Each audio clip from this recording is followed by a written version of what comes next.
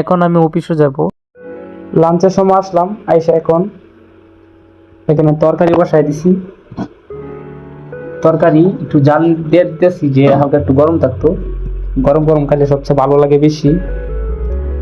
আর এখানে রাইস কুকারে আমরা ভাত রান্নাম, সকালে খাই গেলাম, এখন খাবার খাবো আমরা দুইজন মিলে। এই যে আমরা তালবাড়ি, যেহেতু ব্যাচেলার মানুষ তাই তালবাড়ি কম কম। এখানে একটা কড়াই আছে, আর এখানে কিছু বাজার সদাই আছে, বেশি একটা বাজার সদাই নাই। যে আমাদের পরিবেশটা এরকম।